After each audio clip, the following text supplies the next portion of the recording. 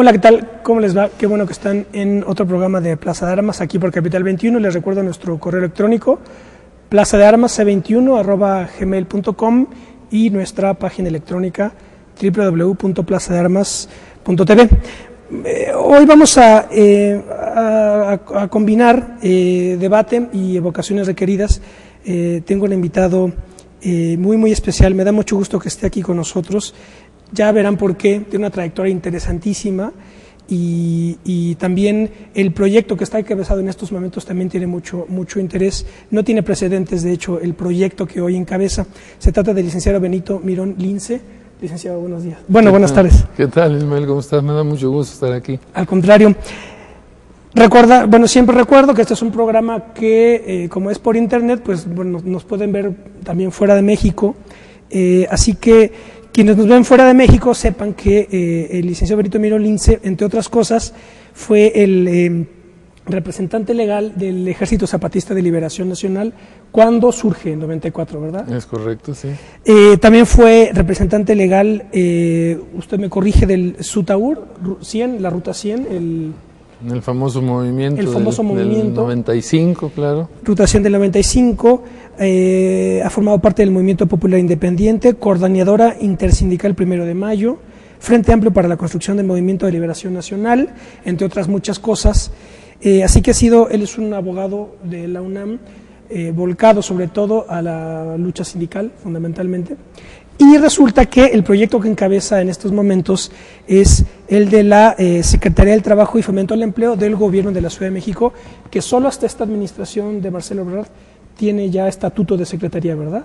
Efectivamente, a partir del año 2007 se concreta esa propuesta, que yo digo que hasta se retrasó, ¿no? Porque claro, no veo cómo el Distrito Federal no tenía una Secretaría de Trabajo cuando es la entidad federativa, podemos decir, con mayor movimiento en lo que es el ámbito económico, en el ámbito laboral, de conflictos, de población económicamente activa, etcétera, ¿no? Sí, es muy importante señalar, o por lo menos destacar el modo, señalar la diferencia abismal entre el hecho de que alguien como Benito Mirón Lince encabece una Secretaría del Trabajo del gobierno del Distrito Federal, alguien con una trayectoria como la de usted, y el que encabeza el PAR a nivel federal, el señor Lozano Alarcón, que verdad, evidentemente ya hay un abismo entre uno y otro, así que en estas dos secretarías está, digamos, refractada las directrices, las grandes directrices de uno y otro gobierno y de dos proyectos antagónicos, que es un poco de lo que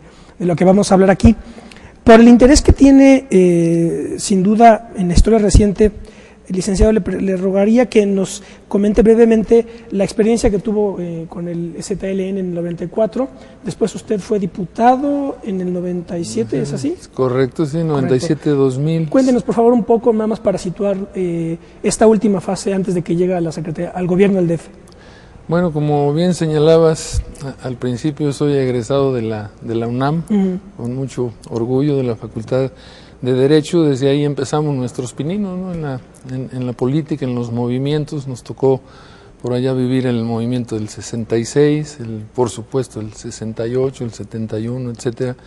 Y bueno, pues ahí nos fuimos forjando en esos movimientos, en esas luchas, despertando el espíritu, ¿no? de la lucha social, y vivimos esa etapa, para mí, yo digo, muy complicada, en donde parecía que no pasaba nada, pero pasaba todo, en pleno control, ¿no? de la dictadura de partido priista. Pues hubo muchas heridas, desde luego la del 68.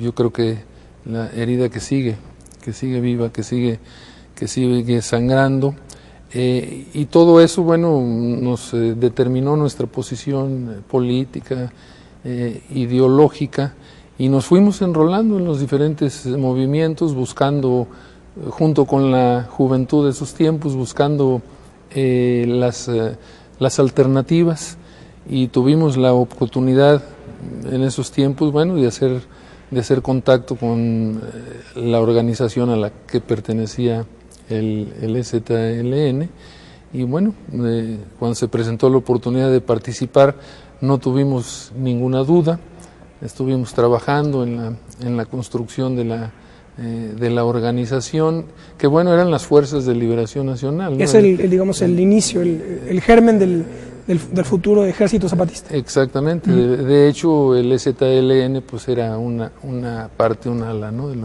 de lo que constituían las Fuerzas de Liberación Nacional. Y bueno, son muy conocidos los acontecimientos del 94, donde en pleno auge, diría yo, de esa forma de lucha del EZLN, pues se da el famoso diálogo, ¿no?, de aquel entonces de San Cristóbal, algo que viene a sorprender de alguna manera a la organización. ¿No esperaban esa respuesta del Estado, digamos? No, aunque te aclaro que para nosotros no fue respuesta del Estado, no, más bien fue respuesta de la sociedad, fue respuesta del pueblo de México, en donde se identificó la sociedad mexicana en ese momento con lo que planteaba el EZLN, y sintió, a mi juicio, pues una necesidad de proteger, ¿no?, a ese gran movimiento, y esa forma de protegerlo pues fue decir, venga el diálogo, la paz, paren la guerra. Así lo medimos nosotros. El hecho es que evidentemente tú te imaginarás que una organización que se prepara durante años para ejercer una forma de lucha, como fue la de esta organización, en particular la del EZLN, de un día para otro te encuentras sentado en una mesa donde pues hay muchísimos planteamientos que tienen que ver con el aspecto ya no clandestino, ya no armado, con la lucha política, legal, ideológica, etcétera, donde tienes que incorporar a otros sectores ya de la población, que sea más amplio de tu propia organización o de lo que era el EZLN. Evidentemente pues se requería ya un trabajo más hacia afuera de estas características, y recuerdo que en ese entonces, por ahí, tal vez sería febrero del 94, en donde el EZLN, el subcomandante Marcos, hace un llamado a los abogados de México, ¿no?, desde quien quiere ayudarnos pues a trabajar con nosotros, porque no le entendemos muy bien a este asunto. Esa parte. Nos preparamos para otra forma de lucha y ahora hay que responder a esta también, atendiendo al llamado del pueblo de México, no del gobierno, por supuesto.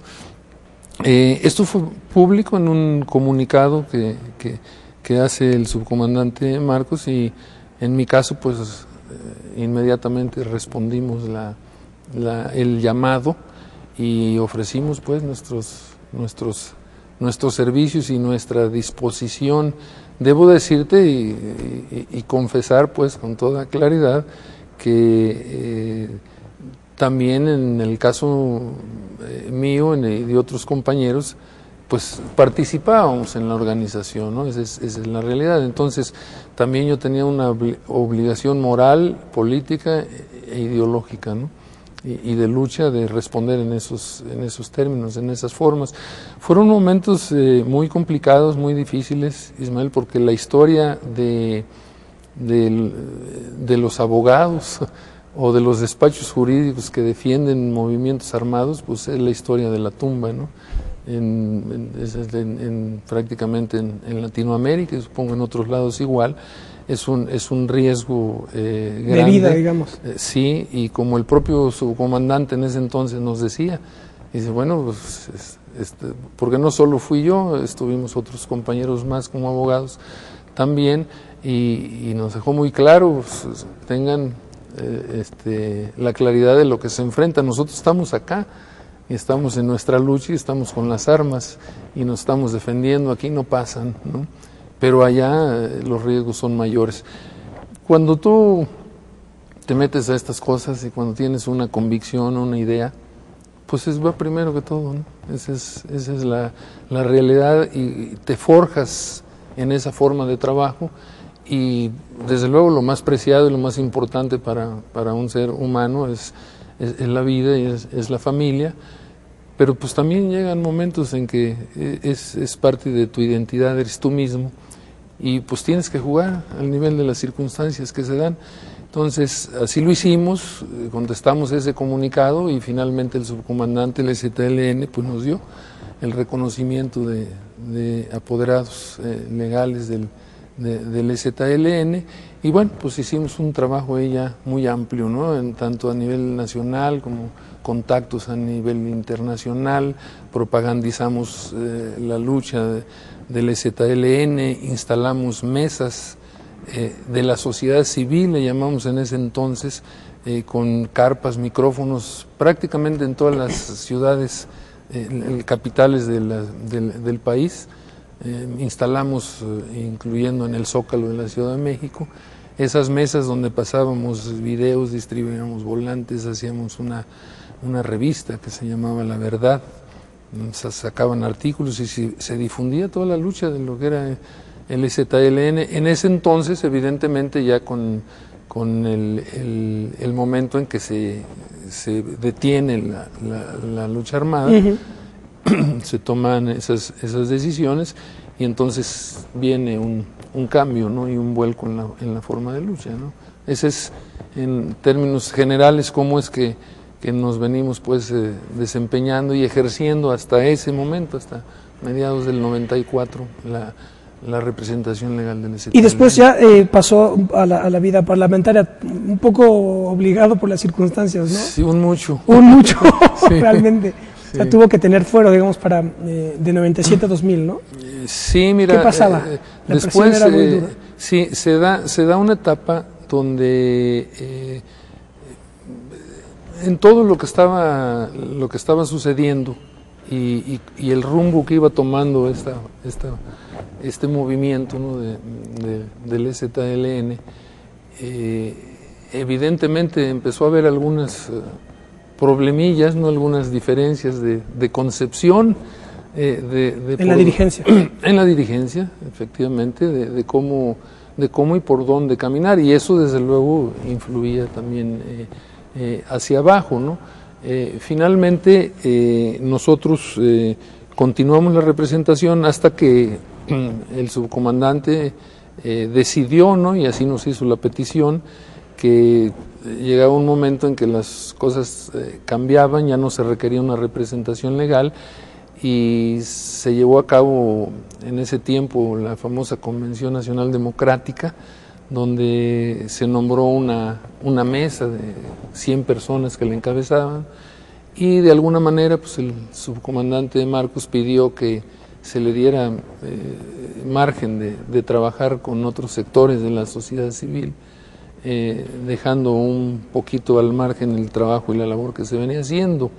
Eso evidentemente, pues sí, causó algunos problemas. Ya en mi caso particular quedamos un poco distanciados, descobijados, diría yo. Correcto. Un poco descobijados, sí. Y bueno, pues empezamos a tener problemas complicados con la justicia, entre comillas, incluso de levantamiento de actas, etcétera, ¿no? En la PGR, todo este tipo de cosas. Y en el 96, corría ya el año del 96, no estaba muy fácil la situación, porque finalmente el gobierno no había logrado sus pretensiones, no logró la firma de los acuerdos de paz. Yo digo, afortunadamente, de una o de otra manera, el movimiento ahí sigue, el ZLN pues ahí está, haciendo lo que le toca o lo que tenga que hacer, bien o mal o regular, según la interpretación de cada quien, pero el hecho es que el gobierno no logra, ¿no? su objetivo, no lo logra evidentemente Salinas, no lo logra Zedillo, por supuesto, y todo esto subsiste. Entonces viene de alguna manera una forma de amedrentamiento por parte de las autoridades contra muchas de las personas que participamos en todo esto, y bueno, teníamos que buscar alternativas. Para ese entonces nosotros habíamos formado el el Frente Amplio para la Construcción del Movimiento de Liberación Nacional en coordinación con el Ejército Zapatista. ¿Con el propósito de retomar el Movimiento de Liberación Nacional de los 60? No, otra cosa. Absolutamente no.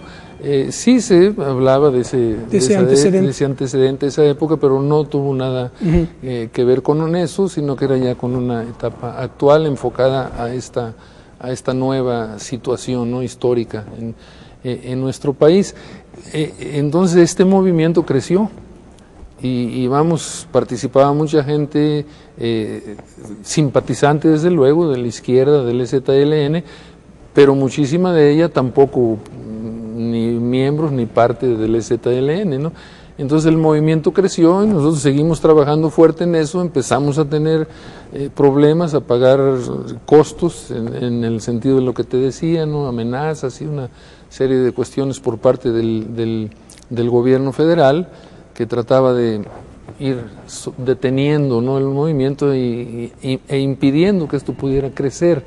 En ese entorno es donde nosotros tenemos acercamiento con la parte electoral, en particular a mí con el ingeniero Cuauhtémoc Cárdenas, y terminamos haciendo una alianza, el FAC-MLN, con el PRD, y nos proponen pues una candidatura, 3 candidaturas en ese entonces, a disputarse pues en esa elección del 97, y a mí me toca la candidatura al Distrito 20 de Iztapalapa, y participamos, apoyamos la campaña del ingeniero Cuauhtémoc, ganamos la jefatura de gobierno, ¿no?, y ganamos por supuesto también la diputación en el Distrito 20 como candidato externo, y así es como yo me incorporo. Del siguiente paso, que es llegar a la Cámara de Diputados, donde, pues, lo tengo que decir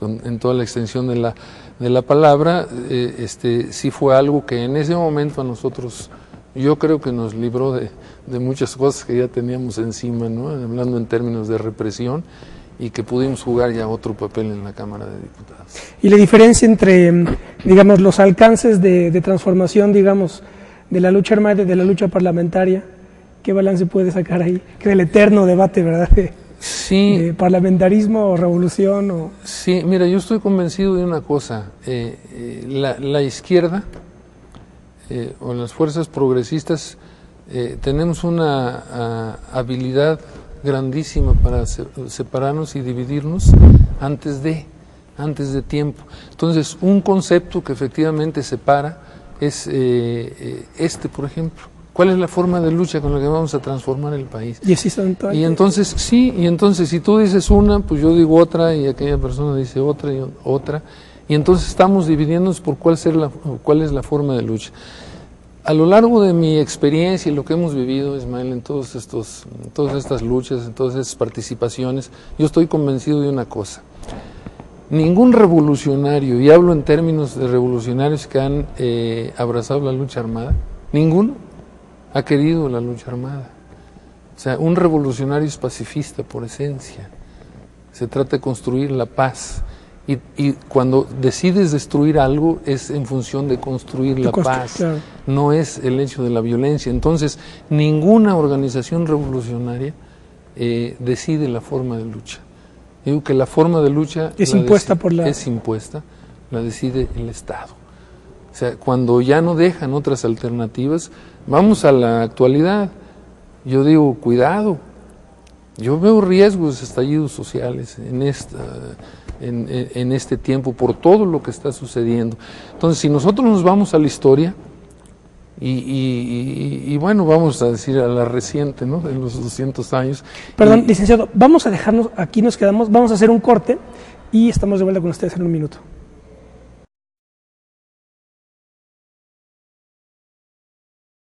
Bueno, ya estamos de vuelta, esto es Plaza de Armas, estamos conversando con el licenciado Benito Mirón Lince, actual secretario del Trabajo y Fomento al Empleo en el gobierno del Distrito Federal, y nos quedamos, bueno, tocando ya cuestiones de coyuntura. Formas de lucha. Sí, con respecto a las formas de lucha, sí. En ese paso, ¿no?, de lo que decías tú de mi participación en una organización como las fuerzas, como el EZLN, a la lucha parlamentaria, porque finalmente también es una forma, no finalmente, es una forma de lucha también de otro tipo. Yo digo, lo importante no es la forma de lucha, sino para qué luchas, ¿no? Eso es lo importante, y tienen que confluir todas las formas de lucha. Cuando se dio el asunto del EZLN, nosotros tuvimos problemas muy fuertes de alejamiento y de distanciamiento, pues con la izquierda, con los partidos, porque inmediatamente quienes primero salieron a decir, no, eso, nosotros guardamos nuestra distancia, no compartimos eso, pues fueron los partidos políticos de izquierda, ¿no? Fueron los primeros. Entonces, inmediatamente a descalificar una forma de lucha.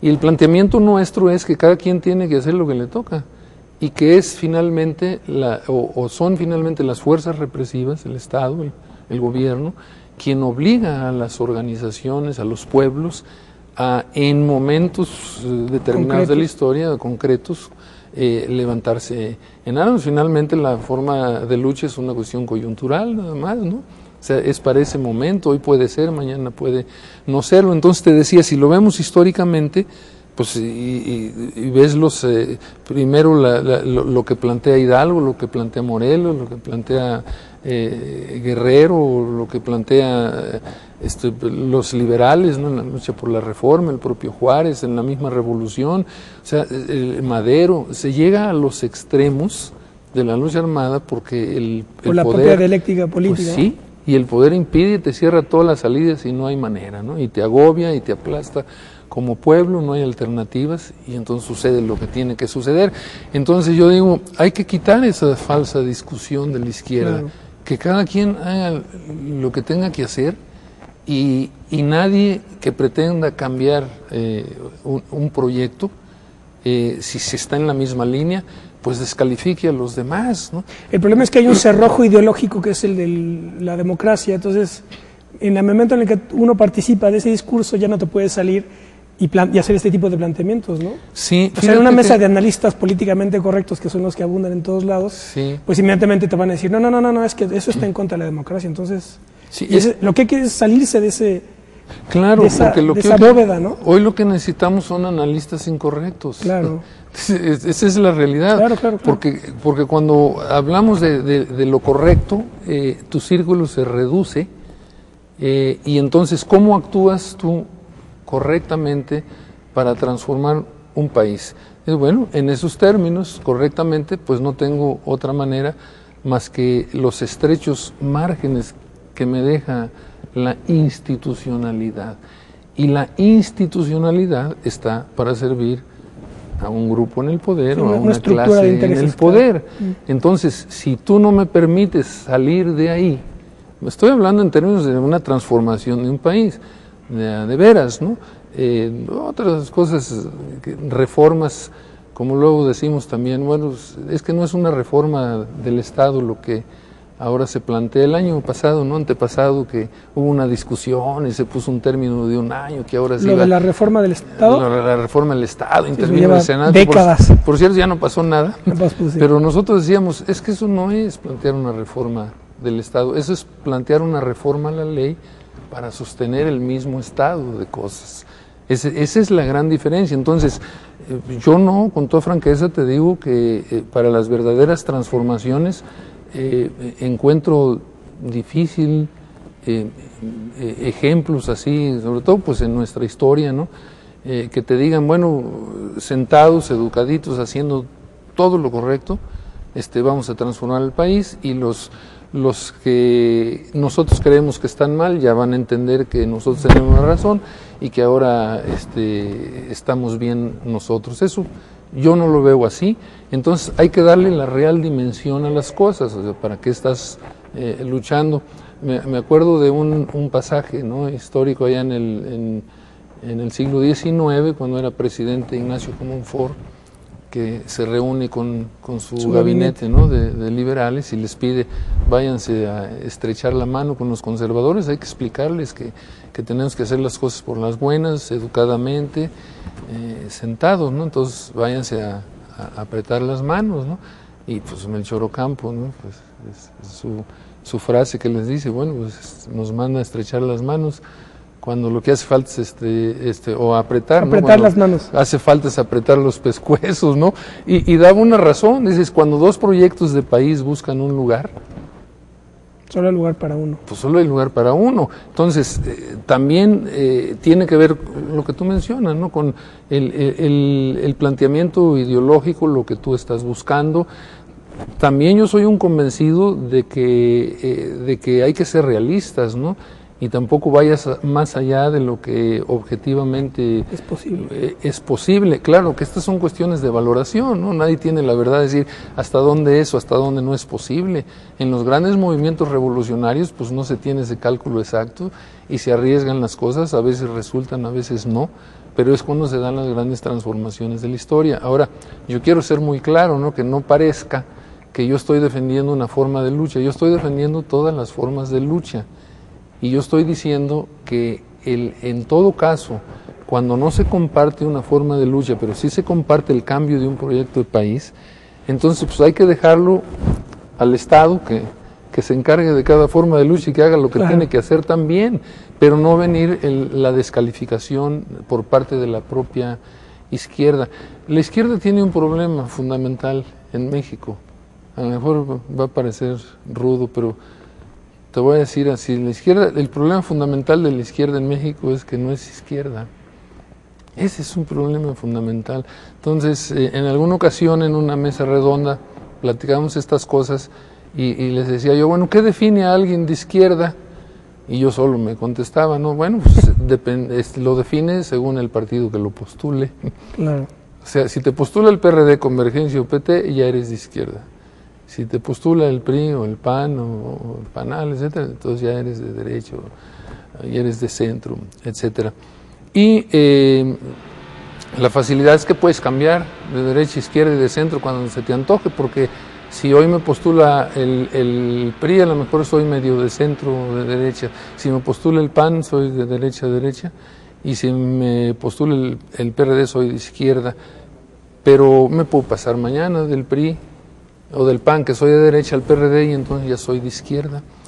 Y esas son las grandes confusiones, y son los grandes, diría yo, errores. Derivas, sí. Sí, y que finalmente impiden, ¿no?, que se consolide un verdadero proyecto y una forma de lucha. Nosotros ahora, en mi caso, pues estamos trabajando, colaborando con mucho gusto, además en un gobierno democrático, en el Distrito Federal, con programas sociales muy importantes, donde nosotros vemos márgenes también amplios de una participación en enseñarse, ¿no?, como una posibilidad distinta.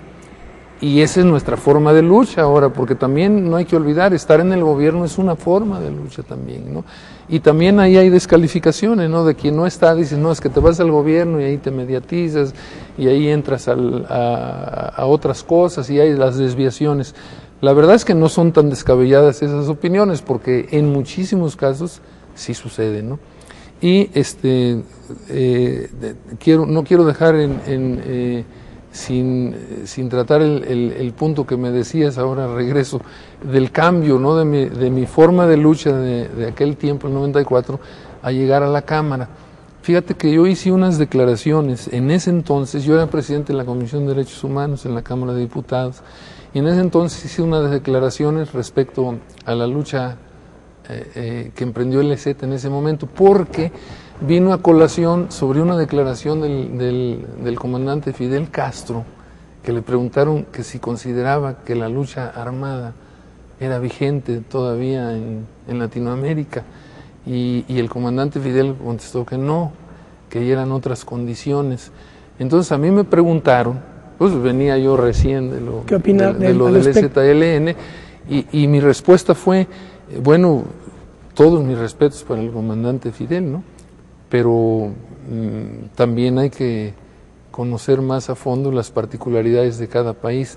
Por lo menos en México se acaba de probar que la lucha armada del EZLN fue una opción para levantar un pueblo, que estuvimos a punto de tomar el cielo por asalto y no se pudo, por mil razones que tú quieras, es otra cosa, pero vino a unificar al pueblo de México. Se acabaron las diferencias entre los electorales y no electorales, entre los marxistas o reformistas o creyentes o no, se acabaron. Yo recuerdo esas grandes movilizaciones del Zócalo y del país y la marcha del EZ, donde no había ya esas diferencias, estábamos unificados. Entonces mostró su viabilidad para transmitir una idea y levantar y unificar y levantar la conciencia. Entonces aquí en México, eso yo me refiero objetivamente, no es que esté diciendo que hay que ir por ahí o que hay que continuar lo que le esté planteando ahora, de ninguna manera, decía yo, pero en ese momento se muestra que pues la declaración del comandante Fidel, con todo el respeto que se le tiene, que pues, intelectual, estadista y todo, ¿no? Lo que él significa para el mundo, no solo para Cuba y para Latinoamérica, pues yo creo que aquí sí le falla. Entonces me responde un propio compañero de mi bancada del PRD, en ese entonces, que cómo se atreve a decir en la nota, y dice, bueno, yo respeto la opinión de Benito, pero sí le pediría como compañero de bancada que si él sostiene eso, que renuncie a su curul y se vaya a la selva. No, pero es que es una falsa dicotomía que se quiere plantear, ¿no? Precisamente. Para que veas eso, entonces, y ya, ahí tuvimos un problema y una división. Y digo, bueno, pues ¿por qué? Si yo nada más dije una cuestión objetiva, ese es mi punto de vista, y ahora venimos aquí a hacer una defensa de eso que dije. Y nosotros pasamos una buena parte en la Cámara de Diputados, en nuestras intervenciones, defendiendo las posiciones del movimiento indigenista y defendiendo las posiciones del EZLN. Y bueno, dentro de lo mismo, ¿no? Entonces, ¿cómo conduces una transformación revolucionaria en el país? Tiene muchísimas aristas. Yo digo que debe de haber una flecha, ¿no? O hay, ¿no? Si una flecha está para acá y otra flecha está para acá. Entonces, a ver, todos los que apunten a esa flecha, bueno, pues vámonos juntos. ¿Que vas a encontrar 1000 diferencias? Sí, vas a encontrar 1000 diferencias, ¿no? Pero hay que ir hacia el rumbo de esta flecha, y entonces, en ese seguimiento de ese rumbo, de esa flecha, pues vas a tener muchísimas apreciaciones de diferente índole, opiniones diversas, niveles de radicalización o no de la lucha, en lo coyuntural sobre todo, en las formas que vas a emplear, en los planteamientos, en los momentos, los análisis, en las alianzas, con quién, cómo, hasta dónde. Entonces, si nosotros no tenemos la madurez y la capacidad como izquierda de decir todo eso, ya sabemos que ahí está y tenemos que caminar con todo eso, porque lo principal es transformar, o sea, no ir para donde va esta flecha, ¿no? Mientras eso no lo tengamos claro, creo que no está claro en México, pues es muy difícil hablar de una transformación de fondo. No estoy hablando de reforma, ¿no? Que puedas avanzar, claro, más o menos. Estoy hablando de transformaciones a fondo. El discurso nos tiene muy rebasado el discurso a la realidad, ¿no? De los movimientos en general. Y no me refiero solo cuando digo izquierda, no me refiero solo a los partidos, ¿eh? Por supuesto, yo creo que los mismos problemas o desviaciones que tiene la izquierda electoral partidista, los tiene la izquierda social, sindical, etcétera, los movimientos sociales en general, ¿no? Si pusiera usted en un bastidor 3 momentos fundamentales: neocardenismo, EZLN y el movimiento encabezado por López Obrador, ¿cómo los situaría? ¿Cómo se vinculan unos con otros? ¿Cuál sería la síntesis, si es que se puede dar? Yo creo que sí, ¿no? Evidentemente hay una estrecha vinculación, por más que a nivel de liderazgos muchas veces se quiera separar, pero lo de abajo no claro, es tan fácil separar, ¿no? Ni juntar, ¿no? Pero cuando un movimiento lo junta, no es tan fácil separarlo. Entonces yo creo que hay una vinculación y hay una secuencia. Yo estoy convencido de un pensamiento. Se dice, los pueblos tienen los gobiernos que se merecen. No es el caso de México. O sea, los mexicanos no tienen el gobierno que el pueblo de México no tiene el gobierno que se merece ahora, ¿no? Hablando en términos nacionales. ¿Por qué? Las tres etapas que mencionas, 88, 94, 2006, ¿no? O sea, el cardenismo, el zapatismo y el obradorismo. El pueblo de México ya decidió, ahí concretamente mediante dos vías, en dos con Cárdenas y con Obrador por la vía electoral, y en el caso del EZ por otra vía, inicia con la vía armada y lo que pudo haber seguido de ahí, la insurgencia, la desobediencia civil, etcétera, lo que quieras, pero en otro escenario, en otra forma de lucha. Bueno, para mí en los tres momentos el pueblo decidió cambiar su gobierno. El pueblo ya votó de una manera en las urnas y de otra manera con su conciencia y su voz, ¿no? Y su accionar. Ya votó que no quiere a la derecha, que no quiere tampoco al centro, ¿no? Ya votó que quiere a las fuerzas progresistas, no me atrevo a decir a la izquierda todavía, ¿no? Pero dejémoslo en fuerzas progresistas. Ya votó, sí, que quiere el cambio y que quiere las fuerzas progresistas. Entonces la gran interrogante está, si el pueblo de México 3 veces ha dicho progresistas, ahí está, ya, que es con ustedes, y las 3 veces falla.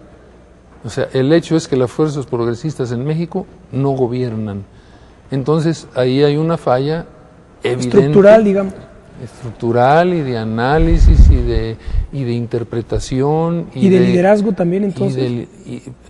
Pues no sé si ahí tengo mis dudas, ¿no? Porque yo no puedo negar el liderazgo que representaba el ingeniero Cuauhtémoc en el 88, o el liderazgo de Marcos, o el liderazgo de Andrés Manuel. O sea, cuando tú sacas 15 millones de votos no es cualquier cosa. Hay un liderazgo definitivo, ¿no? Liderazgo obviamente ante la gente, ante el pueblo, pero a lo mejor lo que sí falla es el ejercicio de ese liderazgo, ¿no? O sea que, y yo no lo dejaría, no estoy con esto, ni me atrevería, ni esa es la idea de decir, hombre, pues falló el ingeniero Cárdenas, falló el subcomandante y falló Andrés Manuel. No, yo creo que fallamos todos los que estamos en la lucha por transformar el país, todos los que nos consideramos en el ala progresista o de izquierda, más o menos radical, con los matices que tú quieras, pero todos los que queremos una transformación del país a nivel de dirigentes, fallamos, evidentemente. Sí, porque Juárez no falló, Juárez lo logró. He ahí la gran diferencia. O sea, si nos remontamos a esas luchas, ¿no?, históricas, te das cuenta también que pues en ese tiempo, bueno, de una o de otra manera hubo elecciones, ¿no? Juárez ganó también sus elecciones, como quiera que sea, pero las ganó. Pero cuando llegaron los momentos decisivos, o sea, no se buscaron las instituciones del Estado, ¿no? O sea, digo, para resolver el problema. Juárez dijo, yo soy presidente, punto. Y me agarra el fin de mi régimen presidencial con un conflicto. Sí, pues yo sigo de presidente, no voy. Oye, pero estás violando la Constitución, después vemos, ¿no? Pero ahorita ejerzo y aquí está. ¿Y cómo se sostiene? Pues con los ejércitos, claro, con Santos Degollado y compañía, ¿no? Y muchos más, González Ortega, etcétera. Pero sí me explico, rompe el marco formal. El marco formal, el marco de lo permisible. Y eso incluso, recuerdas que le acarreó problemas con los propios liberales, ¿no? Claro. Porque evidentemente había otros liberales como Iglesias y como Lerdo, etcétera, que se consideraban con derecho también a sucederlo, y a lo mejor lo tenía, ¿no? Ese no es el asunto. Pero en ese momento Juárez la aplicó, ¿no? Y la aplicó porque dijo, pues no hay otra alternativa. Yo un poquito así lo veo como algo tan criticado Perdón, licenciado, vamos a dejarlo aquí, vamos a hacer otro corte y regresamos con ustedes en un minuto.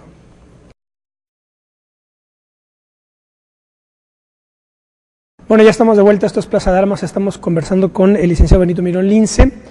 sobre, bueno, muchas cosas, su trayectoria, y nos quedamos con la los comparación, problemas, ¿no? Histórica que te comentaba. Es que yo hago, yo tengo un análisis que ya lo he comentado en otros programas, que hay 4 grandes generaciones de izquierda, siglo XIX, siglo XX.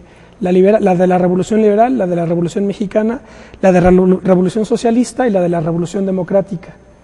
Entonces, la primera y la segunda lograron, siempre con matices y siempre con equilibrios distintos, lograron llegar al poder y organizar una constitución, la del 57 para la primera, la segunda, la de la Revolución Mexicana, que también estaba llena de tendencias, pero en el fondo cuaja con una constitución en el 17 y remata también con una nacionalización en el 38. La tercera, la de la Revolución Socialista, ya no llega al poder, y la cuarta tampoco. Así es. Entonces, sí, es un gran problema. Sí, ahí estriba el problema de fondo. ¿Por qué, a mi juicio, ¿no? Esto que estás señalando tú, que es muy importante, ¿por qué en unas llega esas fuerzas, ¿no?, progresistas? Habrá muchos análisis, ¿no?, por supuesto, pero bueno, pensamos así, ¿no? ¿Por qué en unos casos sí, como tú bien lo señalas, y luego no, en otros no? Y entonces, si pone uno a ver y comparar la historia, yo digo, mucho tiene que ver con los liderazgos. ¿Sí? No porque no haya habido líderes ahora, como ya te comentaba, sino por la determinación de los liderazgos, ¿no?, y de los líderes. En unos casos... ¿Pero para qué? ¿Para cruzar el Rubicón o...? Para tomar el gobierno, para imponer el proyecto. Y dije imponer con toda intención, ¿no? Porque, pongo un ejemplo, te asaltan en cualquier calle, no de la Ciudad de México, por supuesto, porque aquí ya no es así. No, te asaltan en cualquier calle y te quita el ratero, ¿no?, tu dinero que llevabas en la bolsa izquierda. Y entonces te quedas pensando, ay, qué suerte, qué bueno que traía el dinero separado, porque traía otro acá en la bolsa derecha. Y no me lo quitó, pero pues aquí traía 1,000 pesos, ¿no? Yo voy a alcanzar al ratero, pues a ver si puedo negociar con él. Y voy y corro y lo alcanzo, ¿no? Y le digo, oye, no, si hermano, bueno, pues me robaste, ¿no? Vamos, déjame siquiera para el taxi. Y cuando me di cuenta ya me quitó lo de la bolsa derecha. O sea, no puedes negociar esas cosas. Por eso yo me refiero a la frase de Melchor Ocampo, que comentamos. En vez de apretones de manos. Sí, y no estoy proponiendo que haya apretones de pescuezo, ¿eh? No es eso lo que estoy proponiendo, estoy hablando en términos históricos para identificar. Bueno, y realistas y dialécticos, no idealistas, ¿no? Exactamente, ¿no? Además, pues, muy objetivos, porque finalmente la historia le dio la razón a Melchor Ocampo, ¿no? Claro. O sea, intentaron apretarse las manos y no se pudo. O sea, no hubo manera. ¿Tú cómo terminas con los privilegios, ¿no? Entonces, esas son las diferencias. ¿Hasta dónde está la determinación de la izquierda, de las fuerzas progresistas, cuando todas las condiciones, aparentemente, ¿no?, yo diría realmente, están dadas? O sea, ¿cómo explicar ahora, en este tiempo, ya situándonos ahora, cómo explicar que una dictadura de partido que terminó desprestigiada al máximo, que fue una larguísima y terrible noche de corrupción, de privaciones ilegales de la libertad, de asesinatos, pero de corrupción escandalosa, que es lo que representaba el Partido Revolucionario Institucional, y llega a un desgaste tal, pues que ya fue materialmente imposible, ¿no?, que gobernara, y se da el triunfo de la derecha. Y eso, bueno, ¿qué hizo la derecha por cambiar ese estado de cosas? Con todo respeto para la derecha, pero no hizo nada. O poco, ¿no?, vamos a decir, para no demeritar todo. Pero hizo muy poco. La izquierda, las fuerzas progresistas hicieron mucho. Claro. Entonces la lógica era de que al quedar al descubierto todo ese mundo de corrupción y de podredumbre de esa dictadura, del régimen, pues tenía que llegar la izquierda o las fuerzas progresistas, y no llegan, llega la derecha. Entonces, bueno, está bien, pues ahí habría algunos errores y etcétera, ¿no? Suavecito, analizando lo correcto nada más, ¿no? Estrictamente correcto. Bueno, está bien, pues ya llegó el PAN, ya llegó la derecha. No, pues ahora sí podemos estar felices, ¿no? Porque se va a exhibir la derecha, pero duro y fuerte. Y mira que qué razón había, ¿no? Cómo se ha exhibido. O sea, yo creo que ya muy pocos mexicanos dudan que la derecha, que el PAN sea una opción de gobierno verdadero para la mayoría de los mexicanos. Y entonces ahora resulta que estamos en grave riesgo de la que regrese el PRI, vuelta de lo que el pueblo de México se quitó. Con mucho esfuerzo y con mucho sacrificio. Y esto, bueno, ¿dónde está eso? Más lo que señalábamos, de que son 3 veces ya recientes que el pueblo de México le dice a las fuerzas progresistas, ya te toca a ti. Y hemos mostrado una incapacidad para tomar el lugar y la posesión que nos toca. Entonces, yo sí creo, Ismael, lo digo pues porque así lo creo y estoy convencido, que ahí hay una falla que hay que entrarle y analizar muy a fondo de las dirigencias, de los que encabezan o los que participamos de mayor o menor forma en la lucha por la transformación del país, porque no puede ser pues que estemos aspirando. Ahora ya el problema no es ganar, ¿no?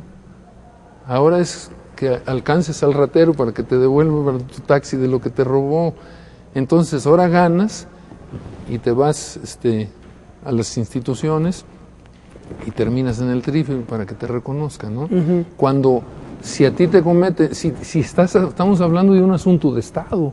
O sea, yo entiendo cuando nosotros, quienes participamos en las fuerzas progresistas, planteamos el cambio de país, el proyecto distinto de nación, pues estamos diciéndole muy claros a los que están, oye, no compartimos contigo eso, no es por ahí, te vamos a quitar.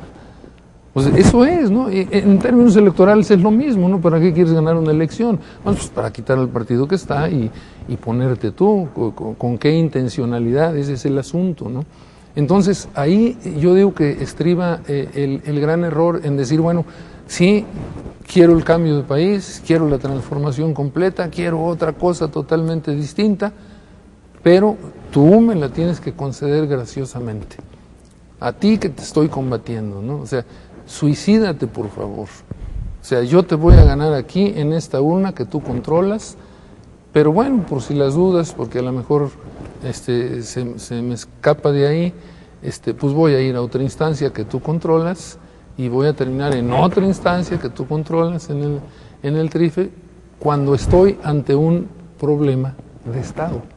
Así como hay un fraude de Estado, hay una intencionalidad de Estado de las fuerzas progresistas. Cuando tú hablas de querer cambiar un país, ¿de qué estás hablando? Pues estás hablando de cambiar las estructuras del Estado. Y entonces, ¿cómo las puedes hacer estrictamente en eso? Afortunadamente, ahora, ubicándome en estos tiempos, creo que a mi juicio, y es lo que ahora sostenemos, se requiere hacer algo urgente, extraordinario, con mucha claridad, pensando en el 2012, para evitar o el triunfo nuevamente de la derecha mediante otro fraude escandaloso, o que vuelva el PRI, o que vuelva la otra derecha, pues, ¿no? O que vuelva el PRI. Para evitar eso se necesita la conciencia de quien pretende la transformación del país, que hay que dejarnos de divisiones, hay que buscar la unidad por todos lados y hay que, en este momento, yo digo, privilegiar, o sea, priorizar la lucha electoral, pero no la lucha electoral de partidos, la lucha electoral de masas, que rebase el marco electorero, el marco pequeñito de las curules y los espacios y las gubernaturas y las senadurías, y que el movimiento social en general entienda lo mismo, esa izquierda del movimiento social, que tiene que rebasar el marco reivindicativo, porque ese es un problema de la izquierda social. Que ¿La protesta social? La protesta, la defensiva. ¿Quién es la vanguardia del movimiento social en cada momento? Muy fácil, el reprimido, el golpeado. Hoy nuestra vanguardia es, y lo digo con todo respeto, pero hoy nuestra vanguardia en el movimiento social es el ESME, pues porque ya lo golpearon, y antes era el SUTAUR, pues porque lo golpearon. Entonces cuando te golpean, cuando te dan duro, te constituimos en vanguardia, y entonces la lucha se vuelve reivindicativa, y se pierde el escenario de la lucha por la transformación social. Entonces nuestro planteamiento es, los partidos políticos deben rebasar el marco de la lucha electorera, pequeña, de subsistencia dentro del sistema y de compartir los privilegios, rebasarlo. El movimiento social debe de rebasar la barrera o el marco de la lucha reivindicativa y venirse acá a construir disponerse como vanguardia. Pero a la ofensiva, no porque estés golpeado, sino porque estés fuerte. Es increíble que las organizaciones sociales o los grandes sindicatos, cuando están fuertes, no son vanguardia de la transformación del país. No, son vanguardia cuando los golpean, cuando ya no tienen fuerza. Y los partidos, pues, en la misma dinámica. Entonces, ahí es donde digo yo que lo que hace falta es enlazar esa lucha de los partidos con esa lucha amplia del movimiento social, pero no solo de las organizaciones o sindicatos, organizaciones campesinas, sociales, sino del pueblo en general, interpretar en el momento el sentir de la gente, para que mediante un planteamiento verdadero, todos juntos, sin andar discutiendo de coyunturas de y cómo le vamos a hacer, sino el planteamiento general, ir juntos. Y ahora sí, retomo una frase, cómo, hasta donde se pueda, como se pueda, ¿no?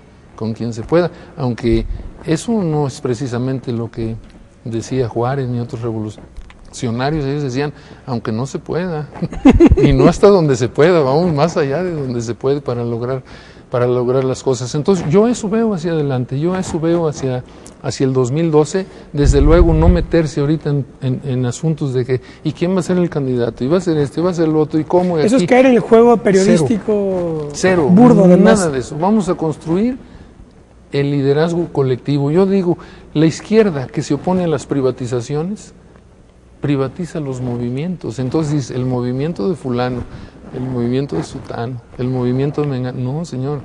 Vamos a construir el liderazgo colectivo para que las decisiones sean colectivas y en su momento se tienen que materializar en una persona. Bueno, si se trata de la candidatura del 2012, bueno, habrá que materializarlo, pero ya como producto de, no esencialmente decir, bueno, porque imagínate si de por sí somos hábiles en dividirnos, pues si ya empiezas a plantear esas cosas desde ahorita, pues ya que las simpatías, bueno, está bien, ¿no? Que manifiestes tu simpatía por alguien, yo creo que eso es razonable, es respetable, pero hasta ahí, ¿no?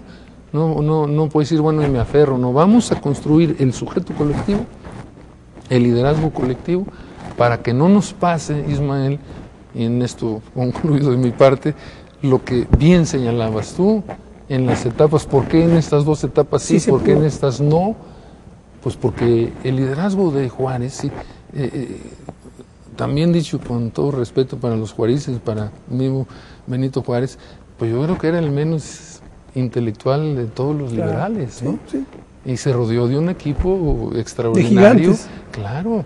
Y entonces por eso se hizo lo que hizo, porque había liderazgo colectivo, aunque se materializaba en la recia voluntad de Juárez, bueno, con todos los méritos que eso tuvo, ¿no? Y tiene, sin duda. Pero eso es lo que necesitamos, yo creo, en México. Entonces, si somos capaces de construir el liderazgo y la dirección colectiva de los movimientos, no privatizándolos, yo creo que con eso sí seremos capaces de plantear una posibilidad real para el 2012, si no, está muy difícil.